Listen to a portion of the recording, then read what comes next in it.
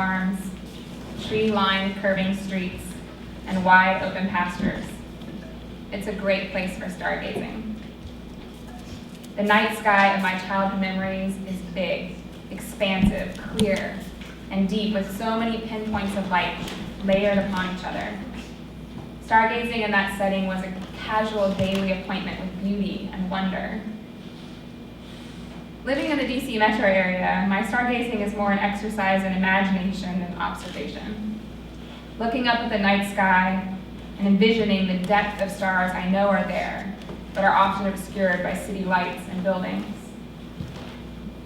Recently, a friend of mine who works at NASA told me that we're all made of stardust, that almost every element on Earth was formed at the heart of a star. It's such a romantic idea. It's hard to believe it's a story told by scientists, not poets. And this thought, that the stars are part of all of us, makes the story of the life and death of a star seem more intimate, personal.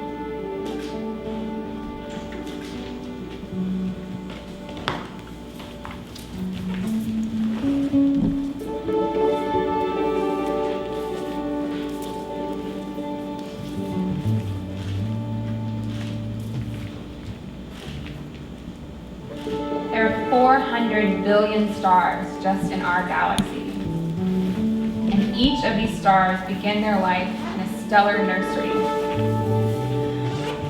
A cloud of dust and hydrogen called a nebula.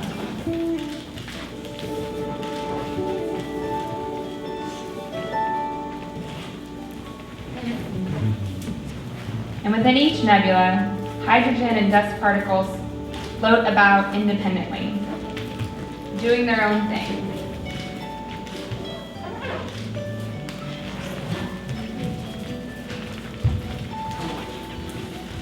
Until the force of gravity begins to work upon them.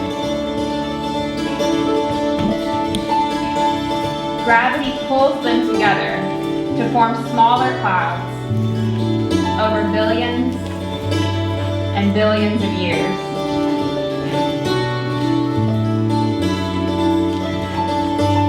And each of these smaller clouds can give birth to up to thousands of fiery stars. They start off very, very cold until gravity compresses them, pushing them together until they get hotter and hotter.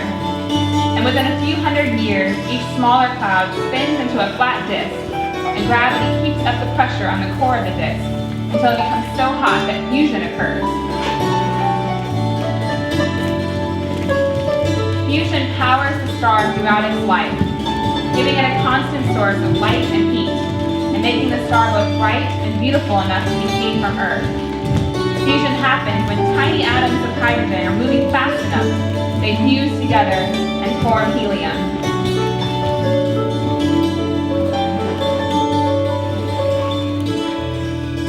Fusion pushes back against the pressure of gravity, working on the star and balancing these forces for much of the life of the star.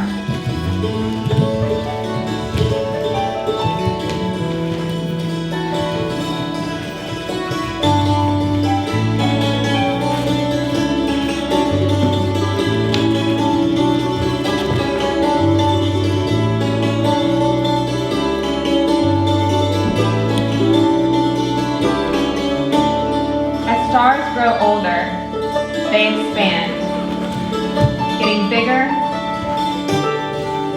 and bigger. But the core runs out of fuel for the fusion process, running out of hydrogen and then helium. And as the core contracts, getting smaller and smaller, the outer layers continue to expand, getting bigger, but also colder and less bright.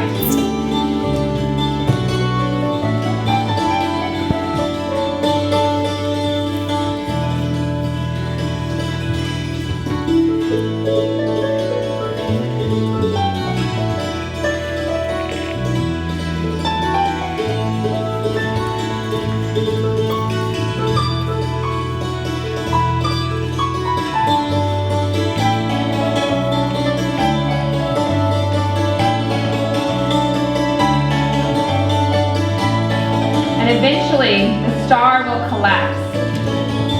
The largest stars actually explode in a spectacular event called a supernova explosion. And this explosion sends the material that made up the star spiraling out into the universe.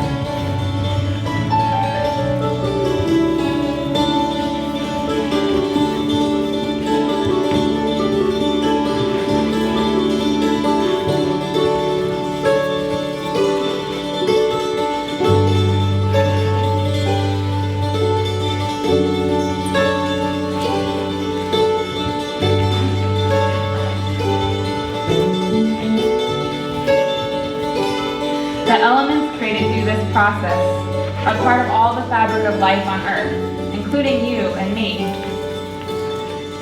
And much of this dispersed material will fuel the creation of new stars as the process continues on and on.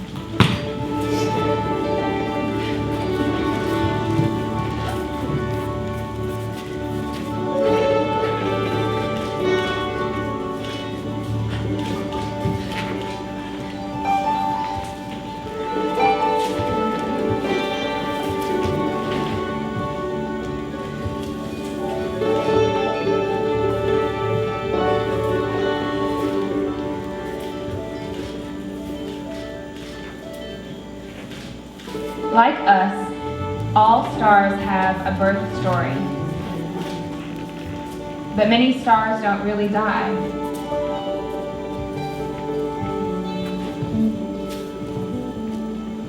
They are just reborn into brand new stars.